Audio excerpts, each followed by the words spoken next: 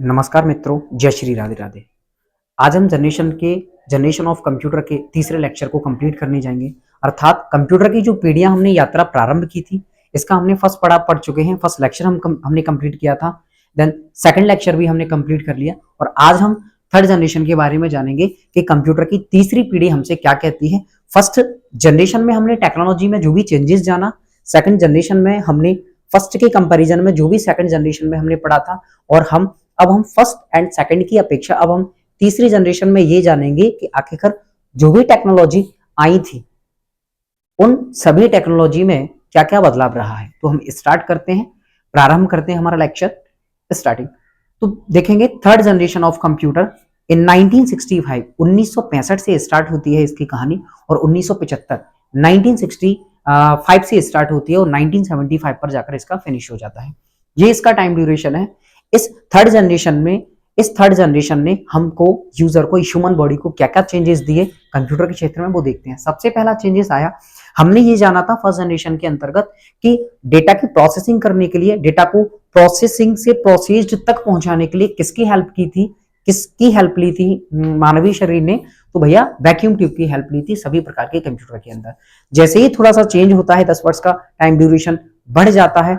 10 वर्ष के बाद जो भी बदलाव हमने देखा तो ट्रांजिस्टर आ गए थे, और ट्रांजिस्टर को बनाने वाले व्यक्ति कौन थे? वही 3 थे जिनके बारे में हमने पढ़ रखा था। अब हम जैसे ही थर्ड जनरेशन के पड़ाव में आ जाते हैं, थर्ड जनरेशन में सबसे पहली जो भैया जी टेक्नोलॉजी थी वो है आईसी चिप। अब देखिए, जैसे ही वैक्यूम ट्यूब से हम निकलते हैं, ट्रांजिस्टर तक आते हैं, ट्रांजिस्टर से अब ट्रांजिस्टर के बाद 2 व्यक्ति और आ गए, जिन व्यक्ति का नाम था Jack Kilby and Robert Noyce. In 1957 1957 के दौर में 2 व्यक्ति, उन्होंने बोला भैया वैक्यूम ट्यूब बहुत चल गया था, तो उन्होंने किन्हीं 3 व्यक्तियों ने वैक्यूम ट्यूब को ढाकर ट्रांजिस्टर लेकर आए थे।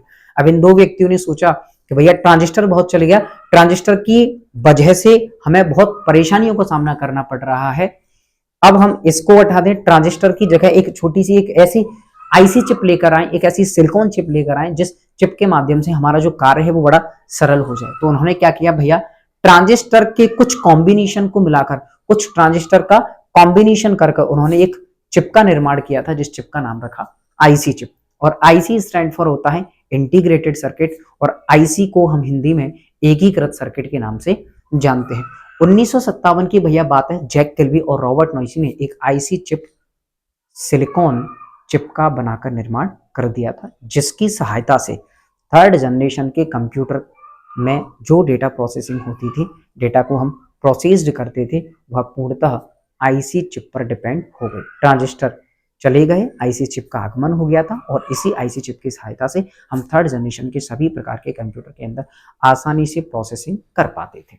अगला पॉइंट है इसमें कि SSI and MSI IC chip के कुछ वर्जन आना स्टार्ट हो गई थी। इन्हीं जैक किल्बी और रॉबर्ट नॉइसी ने 2 वर्जन बनाकर रखे थे आईसी चिप के, एक था एसएसआई एंड एक था एमएसआई। उन्होंने क्या किया, 10 ट्रांजिस्टर का एक कॉम्बिनेशन बनाया, और इस कॉम्बिनेशन को बनाने के बाद उसको एक नाम दिया एसएसआई, और एसएसआई स्टैंड फॉर होता है स्मॉल स्केल इंटीग्रेशन, जिसकी अगर हम क्षमता की बात करें तो 10 ट्रांजिस्टर जहां काम करेंगे वहां सिर्फ एसएसआई एक ही चिप काम करती थी। सेकेंड पॉइंट, कुछ टाइम के बाद उन्होंने क्या किया, एक एमएसआई चिप बना दी, जो उस जहां एसएसआई चिप का क्या काम था, एक सिस्टम में लगाने के बाद डेटा प्रोसेसिंग का काम करती थी, लेकिन अगर वहीं थोड़े और पैसे खर्च किए जाएं तो हमको एक एमएसआई चिप मिलती थी, और एमएसआई स्टैंड फॉर होता है मीडियम स्केल इंटीग्रेशन, जिसकी अगर हम बात करें तो उसके अंदर ट्रांजिस्टर का कॉम्बिनेशन कितना था, डेटा की प्रोसेसिंग करने के लिए कितने ट्रांजिस्टर थे भैया, 100 से लेकर 500 ट्रांजिस्टर का कॉम्बिनेशन था। इस कॉम्बिनेशन की वजह से जिस चिप का निर्माण हुआ वह चिप है एमएसआई। अगले पॉइंट की बात करेंगे, ये हमारा बबल कंप्लीट हो जाता है। इसके बाद नेक्स्ट हम जाएंगे, इसी थर्ड जनरेशन ने भैया क्या किया, इसी थर्ड जनरेशन ने अगर हम भाषा के क्षेत्र में बात करें तो जो प्रथम पीढ़ी थी, फर्स्ट जनरेशन थी, फर्स्ट जनरेशन में हमने क्या जाना था कि फर्स्ट जनरेशन के सभी प्रकार के कंप्यूटर जिस पर डिपेंड थे वो थी मशीनी भाषा, जहां ऑब्जेक्ट कोड बन रहे थे। और कुछ टाइम के बाद जब हम सेकंड जनरेशन के अंतर्गत आते हैं तो सेकंड जनरेशन में हमने क्या जाना था, सेकंड जनरेशन में हमने यह जाना था कि एक भाषा आ गई थी, निमोनिक्स भाषा, जो दोनों श्रेणियों में रखी जा रही थी, जिसको हम मानवीय शरीर भी समझ रहा था और मशीनी भाषा भी समझ रही थी, अर्थात मशीन भी समझ रही थी। और जैसे ही फर्स्ट एंड सेकंड से हम बाहर निकलते हैं तो हम सीधा थर्ड जनरेशन पर जाकर रुक जाते हैं। और थर्ड जनरेशन हमसे क्या कहती है? थर्ड जनरेशन का एक ही कहना है कि भैया जब मेरा आगमन हुआ था तो कंप्यूटर की उच्च स्तरीय भाषा आ गई थी। कंप्यूटर के उच्च स्तरीय भाषा के साथ थर्ड जनरेशन के सभी प्रकार के कंप्यूटर का कार्य होना स्टार्ट हो गया था। आखिरकार सर जी उच्च स्तरीय भाषा या हाई लेवल लैंग्वेज क्या होती है? निम्न स्तरीय भाषा की अगर हम बात करें तो निम्न स्तरीय भाषा एक ऐसी भाषा होती है जो ओनली फॉर मशीनी डिपेंडेंट भाषा होती है। लेकिन अगर हम उच्च स्तरीय भाषा हाई लेवल लैंग्वेज की बात करेंगे तो एक ऐसी भाषा होती है, आपने व्हाट्सअप सुन रखा होगा, आपने फेसबुक सुन रखी होगी, आपने टेलीग्राम, इंस्टाग्राम और जीमेल है। ओवरऑल मेरा एक ही कहना रहेगा, क्या? एप्लीकेशन। एप्लीकेशन, वे सभी एप्स जिनका हम इस्तेमाल करते हैं अपने स्मार्टफोन में, अपने कंप्यूटर में, लैपटॉप में, डेस्कटॉप में, पीसीज में, जिनका हम इस्तेमाल करते हैं, आसानी से ओनली फॉर वन क्लिक में इनको ओपन करके अपना कार्य कर सकते हैं। उन सभी प्रोग्राम्स पर कार्य करने के लिए जिस भाषा का इस्तेमाल किया जाता है उसे हम उच्च स्तरीय भाषा कहते हैं। और इसको हम उच्च स्तरीय भाषा इसलिए बोला जाता है क्योंकि यह डायरेक्टली ह्यूमन रीडेबल फॉर्म होती है। इस भाषा को समझने के लिए कंप्यूटर के अंदर कुछ ट्रांसलेटर लगे रहते हैं। जैसे हमने सेकंड जनरेशन की अगर हम बात करेंगे तो सेकंड जनरेशन में हमने क्या जाना था कि असेंबली एक भाषा थी जिसमें बनाए गए कोड को कंप्यूटर को समझाने के लिए हमको एक ट्रांसलेटर की आवश्यकता पड़ रही थी, जिस ट्रांसलेटर का नाम था असेंबलर। वैसे ही उच्च स्तरीय भाषा एक ऐसी भाषा होती है जो सिर्फ मानवीय शरीर समझ सकता है, मशीन उसको नहीं समझ सकती है। इसी प्रकार से तो मानवीय शरीर ने अपने कार्य को सरल करने के लिए एक भाषा का निर्माण कर दिया था, एक भाषा का आगमन हो गया था थर्ड जनरेशन में। वह कौन सी भाषा थी? उच्च स्तरीय भाषा। मैं आशा करता हूं आपको हाई लेवल लैंग्वेज के बारे में समझ में आया होगा, आखिरकार उच्च स्तरीय भाषा क्या है। अगले पॉइंट की हम बात करेंगे कि सर उच्च स्तरीय भाषाओं की बात करेंगे तो इनके कुछ उदाहरण भी तो होंगे। तो उच्च स्तरीय अगर हम हाई लेवल लैंग्वेज की अगर हम बात करेंगे तो हाई लेवल लैंग्वेज में सबसे पहली जो भाषा आती है वो है फोर्ट्रैन भाषा। कंप्यूटर के युग में विश्व में सबसे पहली उच्च स्तरीय के क्षेत्र में आने वाली सबसे पहली जो भाषा है वो है फोर्ट्रैन। और फोर्ट्रैन स्टैंड फॉर होता है फॉर्मूला ट्रांसलेशन। और कंप्यूटर के क्षेत्र में फोर्ट्रैन के बाद सेकंड पॉइंट पर आने वाली उच्च स्तरीय भाषा वो है लिस्प, जिसको हम लिस्ट प्रोसेसिंग कहते हैं। आगे की पॉइंट की बात करेंगे, फोर्ट्रैन एक भाषा आ गई थी, एक पास्कल भाषा आ गई थी और इन्हीं के साथ साथ एक कोबोल भाषा आ गई थी। ईटीसी विभिन्न प्रकार की भाषाओं का आगमन, उच्च स्तरीय भाषाओं का आगमन थर्ड जनरेशन में हो गया था। और कोबोल ही एक ऐसी भाषा है जिसका आगमन इसलिए हुआ था कि कंप्यूटर में उपयोग होने वाली वो सभी प्रोग्रामिंग और सभी एप्लीकेशन सॉफ्टवेयर और उस कंप्यूटर के अंदर होने वाली वह प्रोग्रामिंग जो व्यवसायों के लिए बड़ी हेल्पफुल रही होगी। तो कोबोल की अगर हम बात करेंगे तो कोबोल स्टैंड फॉर होता है कॉमन बिजनेस ओरिएंटेड लैंग्वेज। एक ऐसी भाषा होती है जो बिजनेस पर्पस भाषा है। अगले पॉइंट की बात करेंगे हम, ये सभी प्रकार की भाषाएं जो उच्च स्तरीय भाषाओं की श्रेणी में आते हैं, ये सभी प्रकार की भाषाएं एक पॉइंट है इसमें लिखा है ह्यूमन रीडेबल फॉर्म होती हैं। इनको मानवीय शरीर आसानी से पढ़कर अपना कार्य कर सकता है। अगले पॉइंट की बात करेंगे, सभी प्रकार के उच्च स्तरीय भाषाओं में सोर्स कोड का इस्तेमाल किया जाता है। और सोर्स कोड क्या होते हैं? जब किसी कंप्यूटर के अंदर प्रोग्रामिंग की जाती है, जब किसी कंप्यूटर के लिए एप्लीकेशन बनाए जाते हैं, तब उस समय जिन कोड्स की आवश्यकता पड़ती है उसे हम सोर्स कोड कहते हैं। और सोर्स कोड हमेशा जिस भाषा में बनते हैं वह भाषा होती है हाई लेवल। और इस कोड से मैं 2 क्वेश्चन और याद दिला दूं आपको, क्या? अगर कभी पूछ रहे मशीनी भाषा, तो मशीनी भाषा में बनने वाला कोड ऑपरेशन कोड या फिर ऑब्जेक्ट कोड। सेकंड पॉइंट की बात करेंगे, अगर हम असेंबली भाषा की अगर हम बात करेंगे तो असेंबली भाषा में बनने वाला कोड एक ही कोड होता है सर, वो होता है निमोनिक्स कोड।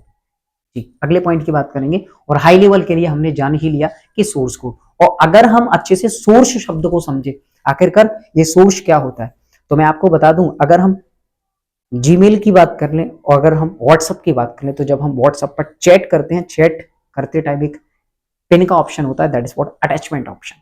तो जब हम अटैचमेंट वाले ऑप्शन में जाते हैं और जैसे ही अटैचमेंट पर क्लिक करते हैं, विभिन्न प्रकार के हमारे सामने ऑप्शंस डिस्प्ले हो जाते हैं, जिनमें से हमको अगर किसी फाइल को सामने वाले को सेंड करना है, जो रिसीवर है उस रिसीवर को हमको किसी फाइल को सेंड करना है, तो फाइल को सेंड करने के लिए हम अटैच में जाते हैं। अटैच में जाने के बाद सीधा डॉक्यूमेंट, एंड डॉक्यूमेंट में जाने के बाद वर्ड फाइल है, एक्सेल फाइल है, पीपीटी फाइल है और ड्राइंग फाइल है, कोई सी भी फाइल है, उस फाइल को हम जैसे ही डॉक्यूमेंट में जाएंगे सीधा हमको फाइल में पहुंचा देगा और फाइल में पहुंचाने के बाद हम अपनी फाइल को वहां से चुन लेते हैं, सिलेक्ट कर लेते हैं। सिलेक्ट करने के बाद जैसे हम सेंड बटन दबाते हैं तो हमारी फाइल अटैच होकर डायरेक्टली रिसीवर के पास पहुंच जाती है। That is what source. Code अगर लग जाए तो सोर्स कोड उच्च स्तरीय भाषा के अंदर जब प्रोग्रामिंग की जाती है तो जिन कोड्स की आवश्यकता होती है उन्हें हम सोर्स कोड के नाम से, स्रोत कोड के नाम से जानते हैं। जैसे ही हम आगे निकलते हैं तो हमको एक शब्द मिल जाता है मेमोरी। फर्स्ट जनरेशन में कौन सी मेमोरी आई थी उसके बारे में हमने फर्स्ट लेक्चर में जाना था और उसी प्रकार से सेकंड जनरेशन में हमने ये जाना था कि भैया कौन सी मेमोरी आई थी। लेकिन थर्ड जनरेशन की बात करेंगे तो सर जी एक पॉइंट आता है मैग्नेटिक कोर। मैग्नेटिक कोर क्या होता है? मैग्नेटिक कोर एक प्रकार की मेन मेमोरी होती है, जिसका मतलब होता है कंप्यूटर के अंदर या फिर जो यूजर है जब कंप्यूटर को सबसे पहले इंस्ट्रक्शन देता है, कमांड देता है, या फिर यूजर कंप्यूटर को कमांड देने की कोशिश करता है, कमांड देता है, तो सबसे पहले वह जो कमांड है, वह जो इंस्ट्रक्शन है, वह जो निर्देश है, वह निर्देश डायरेक्टली भैया किसके पास पहुंचता है? तो मैग्नेटिक कोर मेन मेमोरी के पास पहुंचता है, जिसको हम उस कंप्यूटर की प्राथमिक मेमोरी या फिर मेन मेमोरी के नाम से जानते हैं। और यह वह मेमोरी होती है जब तक आपके कंप्यूटर को इलेक्ट्रिसिटी मिल रही है, अर्थात मैं कह सकता हूं only for electricity dependent memory. एक ऐसी भाषा एक ऐसी मेमोरी जब तक कंप्यूटर को इलेक्ट्रिसिटी मिल रही है तब तक तो काम करती है, और जैसे ही इलेक्ट्रिसिटी चली जाती है, पावर ऑफ हो जाता है, इलेक्ट्रिसिटी आउट हो जाती है, हमारे कंप्यूटर पर चल रहा पूर्णतः काम बंद हो जाता है, नष्ट हो जाता है। उसे हम मैग्नेटिक कोर या मेन मेमोरी के नाम से जानते हैं। और यह वही मेन मेमोरी है जिसका नाम अगर हम लें तो रैंडम एक्सेस मेमोरी। कैसी मेमोरी? एक रैंडम एक्सेस मेमोरी। और रैंडम एक्सेस मेमोरी की अगर हम बात कर लें तो रैंडम एक्सेस मेमोरी को मैग्नेटिक कोर ही क्यों बोला जाता है? क्योंकि यह हमेशा डेटा को रैंडमली रीड एंड राइट करने का काम करती है। रैंडमली का मतलब होता है अगर 100 हमारे फोन के अंदर सॉन्ग्स पड़े हैं और 100 सॉन्ग्स में से हमको 89 78 पार्टिकुलर किसी डेटा को अगर चुनना है, हम जब उस पर क्लिक करते हैं तो सिर्फ पार्टिकुलर वही डेटा ओपन होता है, अन्य डेटा ओपन नहीं होता। पार्टिकुलर वर्तमान में वही डेटा ओपन होता है। That is what random access. इसलिए मैग्नेटिक कोर की बात करेंगे तो that is what main memory, computer की primary memory, main memory, inner memory, internal memory, विभिन्न प्रकार के इसके नाम है। इसको मुख्य मेमोरी भी कहते हैं। अगले पॉइंट की बात करेंगे मैग्नेटिक टेप। सर जी मैग्नेटिक टेप का आगमन हो गया था। और मैग्नेटिक टेप क्या होते हैं? आज से कुछ समय पहले जब बीसीआर काम करते थे, उन बीसीआर में एक कैसेट लगाई जाती थी। उस कैसेट में 2 आंखें हुआ करती थी जिसमें ब्राउन कलर की एक रिबन होती थी बहुत बड़ी। जो आज से कुछ समय पहले जो बच्चे हुआ करते थे खेलने के लिए, उस कैसेट को तोड़ के उसमें से एक रिबन निकलती थी, साइकिल से बांधकर भैया उसका यूज करते थे खेलने के लिए। तो जो रिबन निकलती थी वह रिबन हमेशा डेटा को परमानेंट इन फ्यूचर डेटा को स्टोर करने का काम करती है। इसका मतलब होता है कि उसमें मैग्नेटिक ऑक्साइड की लेयर चढ़ी रहती है डेटा को स्टोर करने के लिए। That is what magnetic core, जो हमेशा एक कैसेट जैसी होती है। अगले पॉइंट की बात करेंगे सेकेंडरी मेमोरी। यह वही थर्ड जनरेशन है जहां पर पोर्टेबल ड्राइव आ गई थी, पोर्टेबल मेमोरी आ गई थी। इसका काम ये था कि अगर हम डेटा को स्टोर कर लें तो हम क्या डेटा को एक स्थान से दूसरे स्थान पर स्टोर करने के बाद उसको ले जा सकते हैं। बिल्कुल ले जाया जा सकता है, कारण क्योंकि थर्ड जनरेशन के अंतर्गत हमारी पोर्टेबल मेमोरीज आ गई थी जिनको हम सेकेंडरी मेमोरी के नाम से जानते हैं। और सेकेंडरी मेमोरी को हमेशा कंप्यूटर की सौतेली मेमोरी कहा जाता है, क्योंकि यह मेमोरी हमेशा मदरबोर्ड के डायरेक्टली अटैचमेंट में नहीं होती है, यह मदरबोर्ड से थोड़ी सी दूर होती है। इसको हम हिंदी में द्वितीयक मेमोरी और एक्सटर्नल या फिर ऑक्सिलरी मेमोरी के नाम से जानते हैं। और अगर हम इनके एग्जाम्पल की बात कर लें तो एक होती है डायरेक्ट एक्सेस और एक होती है सीक्वेंसर एक्सेस। डायरेक्ट एक्सेस की बात करेंगे तो वर्तमान की सभी प्रकार की मेमोरीज डायरेक्ट एक्सेस मेमोरी है, जिनमें डेटा को कहीं से भी उठाकर पढ़ा और लिखा जा सकता है। लेकिन अगर हम सीक्वेंशियल एक्सेस की बात करें तो सीक्वेंशियल एक्सेस में एक ही आता है जिसका नाम है मैग्नेटिक टेप। और सीक्वेंशियल एक्सेस का एक ही काम होता है कि अगर किसी कैसेट में 4 से 5 गाने स्टोर हैं, 5वें गाने तक पहुंचने के लिए हमको 4 गानों को प्ले करना ही पड़ेगा, तब हम 5th सॉन्ग तक जाते हैं, that is what sequential access. इस पॉइंट्स ऑफ व्यू के फिनिश होने के बाद हम डायरेक्टली चलते हैं भैया जी, फर्स्ट जनरेशन में हमने पढ़ा था batch operating system, second generation में हमने पढ़ा टाइम शेयरिंग ऑपरेटिंग सिस्टम, और थर्ड जनरेशन की अगर बात करें तो थर्ड जनरेशन में एक इतना पावरफुल ऑपरेटिंग सिस्टम का आगमन हो गया जिसका नाम था मल्टी प्रोग्रामिंग ऑपरेटिंग सिस्टम। और मल्टी प्रोग्रामिंग ऑपरेटिंग सिस्टम क्या होता है? मल्टी प्रोग्रामिंग ऑपरेटिंग सिस्टम ऐसा ऑपरेटिंग सिस्टम होता है जहां प्लेटफॉर्म एक है लेकिन एप्लीकेशन अनेक हैं। सच एज मैं आपको बता देता हूं, आप अपना जैसे ही स्मार्टफोन ओपन करेंगे, अनलॉक करेंगे, अनलॉक करने के बाद जो सबसे पहले आपको अपनी स्क्रीन दिखती है स्मार्टफोन की, उस स्मार्टफोन पर व्हाट्सअप रखा है, इंस्टाग्राम रखा है, फेसबुक रखी है, विभिन्न प्रकार के एप्लीकेशन एक ही प्लेटफॉर्म रखे हैं, एक ही प्लेटफॉर्म पर रखे हैं। फोन हमारे पास एक है, उसमें विभिन्न प्रकार की एप्लीकेशन रखें, that is what multi programming. Multi programming, विभिन्न प्रकार की प्रोग्रामिंग हो रखी है।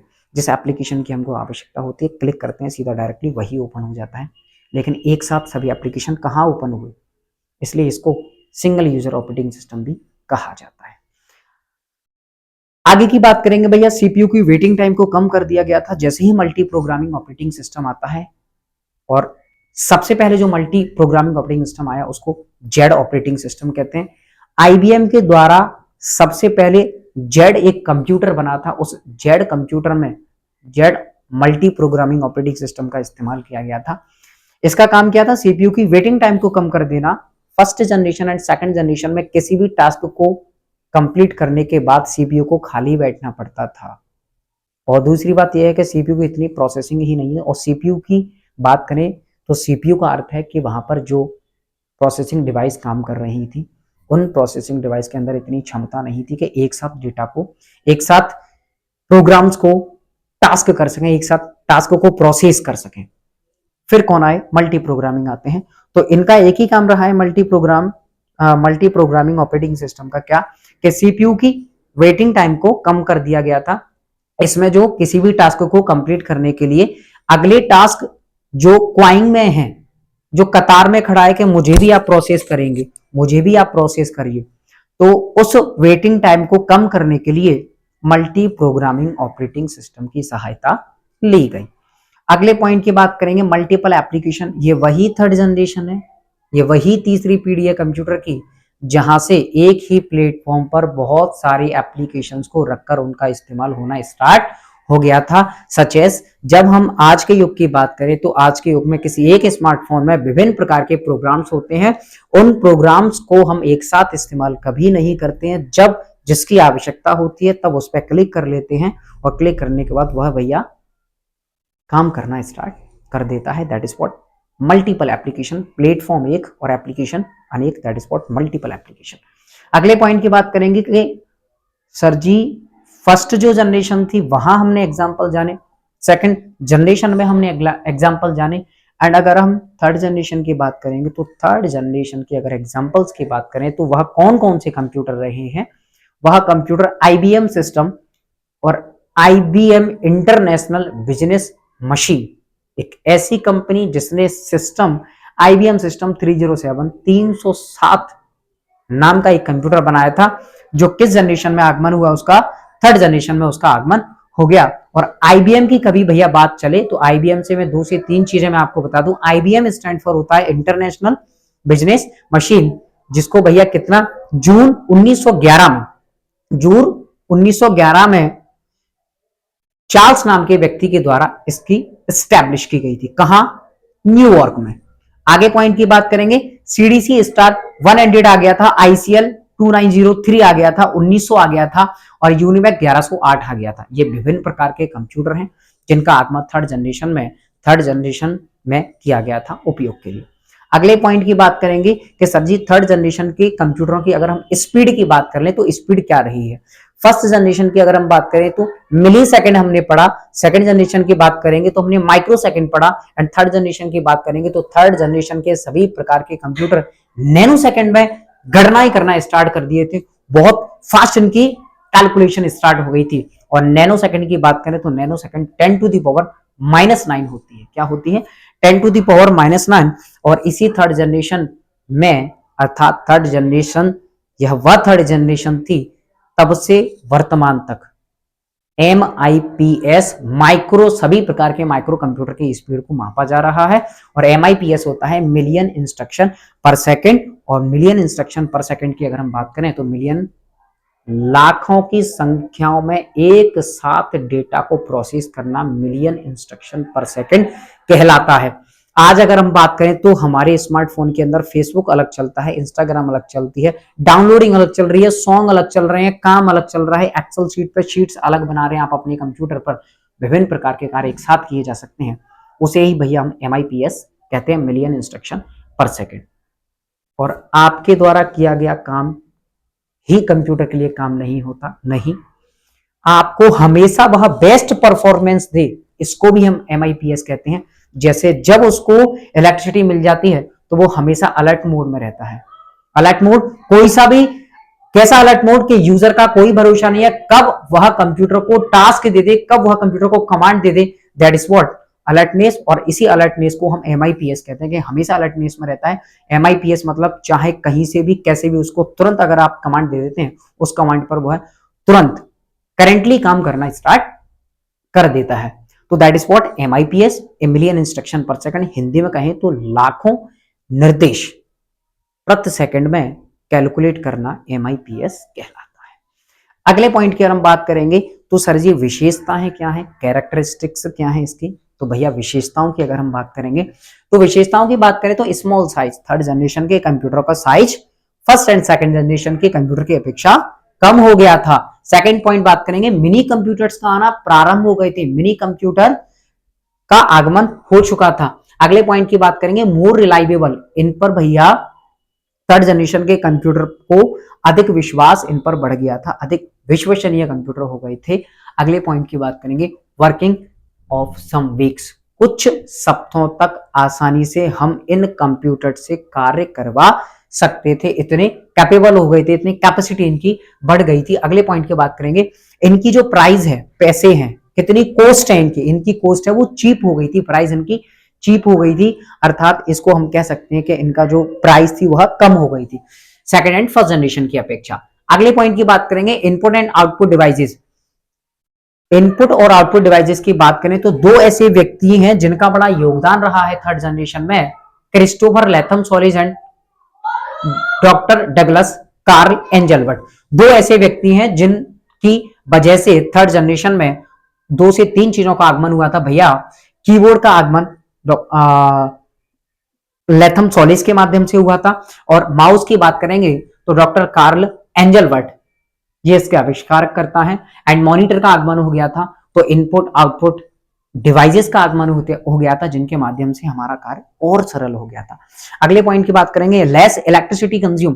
थर्ड जनरेशन के कंप्यूटर को ज्यादा इलेक्ट्रिसिटी की आवश्यकता नहीं थी, कम ही इलेक्ट्रिसिटी में आसानी से यह कार्य कर सकते थे। अगले पॉइंट की बात करेंगे तो हम स्पीड फास्ट, सर जी थर्ड जनरेशन के कंप्यूटर की सभी की जो गति थी वह स्पीड थी वह सर जी बहुत बढ़ गई थी, अर्थात बहुत जल्दी कार्य को आसानी से कर सकते थे।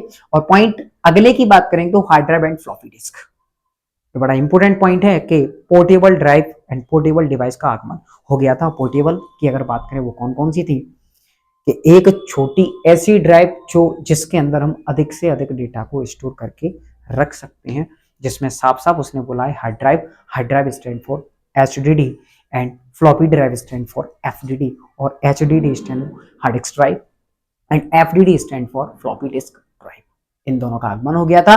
तीसरे पॉइंट की अगर हम बात करेंगे, और इससे एक शब्द और बता दूं मैं क्या, हार्ड डिस्क का और फ्लॉपी डिस्क के अंदर जो डेटा स्टोर होता है वो हमेशा ट्रैक एंड सेक्टर में होता है। ये कभी क्वेश्चन आए तो ट्रैक एंड सेक्टर ही लगाना। अगले पॉइंट की बात करेंगे, यूज्ड सेमीकंडक्टर मेमोरीज। कुछ ऐसी मेमोरीज आना स्टार्ट हो गई थी जो डेटा को कहीं से भी रीड और राइट कर सकती थी, कहीं से भी डेटा को आसानी से पढ़ा जा सकता था, that is what semiconductor memory. और सेमीकंडक्टर एक प्रकार का अर्धचालक होता है, एक ऐसी मेमोरीज आना स्टार्ट हो गई थी जो सिलिकॉन के माध्यम से आसानी से, सेमीकंडक्टर अर्धचालक के माध्यम से आसानी से डेटा को रिकॉर्ड इन फ्यूचर, रिकॉर्ड और सेव करके रख सकती थी, सुरक्षित करके रखा जा सकता था। ये आपकी थर्ड जनरेशन थी। थर्ड जनरेशन में हमने जाना कि फर्स्ट में क्या बदलाव रहा, सेकंड जनरेशन आई तो क्या बदलाव मिला, थर्ड जनरेशन आई तो क्या बदलाव मिला। हमने जो 6 पॉइंट थे जो स्लाइड के माध्यम से हमने पढ़ा था फर्स्ट जनरेशन में के 6 पॉइंट हमको क्या पढ़ने हैं, वो थर्ड जनरेशन में हमने कंप्लीटली जान लिया क्या फर्स्ट सेकंड एंड थर्ड तीनों में क्या क्या बदलाव है। आप इनकी अच्छे से तैयारी करिए, अच्छे से फर्स्ट जनरेशन की वीडियो को पहले देख लेना, देन सेकंड जनरेशन की वीडियो को देख लेना, ये थर्ड लेक्चर है, थर्ड जनरेशन की वीडियो को भी देख लेना। आसानी से आपको चीजें समझना आना स्टार्ट हो जाएंगी। एक भी क्वेश्चन आपका कॉम्पिटिटिव क्षेत्र में, और सर जी कॉम्पिटिटिव तो छोड़िए, अगर आप डीसीए की तैयारी कर रहे हैं, कोर्स भी कर रहे हैं कोई डिप्लोमा का, तो आसानी से इस डेटा के माध्यम से आप एक थ्योरी बनाकर बेस्ट थ्योरी टीचर के सामने डिस्प्ले कर सकते हैं आसानी से। अगर इस थ्योरेटिकल जो भी मैंने आपको समझाया इस डेटा के हिसाब से अगर आप अपने एग्जाम में जाकर डीसीए में लिख सकते हैं आसानी से, पीजीडीसीए कर रहे हैं तो लिख सकते हैं। और सर जी कोई कॉम्पिटिटिव की अगर आप तैयारी कर रहे हैं, वहां पर आपसे कंप्यूटर से प्रश्न किए जाते हैं, तो आसानी से आपका एक भी क्वेश्चन यहाँ से आउट नहीं होगा। पूरा का पूरा आपको डेटा एज इट इज मैंने डिस्प्ले करवा दिया है, आसानी से आप पढ़ लेना। और मैं आशा करता हूँ कि आपको यह जो इन्फॉर्मेशन है, यह जो वीडियो है बहुत पसंद आई होगी। अगर आपको पसंद आई है तो इस वीडियो को लाइक करना, सब्सक्राइब करना चैनल को, और मेन इंपॉर्टेंट पॉइंट मेरा ये रहेगा, कमेंट करके कृपया बता दीजिए हमें कि कोई और बदलाव करना है क्या, या फिर क्या चीज आपको नहीं समझ में आई, वो आप मेरे को कमेंट्स के माध्यम से बता सकते हैं। और एक शेयर नाम का शब्द होता है, शेयर नाम का एक ऑप्शन होता है, आप उस शेयर नाम के बटन पर क्लिक करेंगे तो आपके जितने भी रिश्तेदार हैं, दोस्त हैं, फ्रेंड्स हैं, कृपया उनको शेयर करिए, जिससे वह भी इस लेक्चर को पढ़ पाए, लाभ ले पाए। बहुत बहुत धन्यवाद आपका। जय श्री राधे राधे।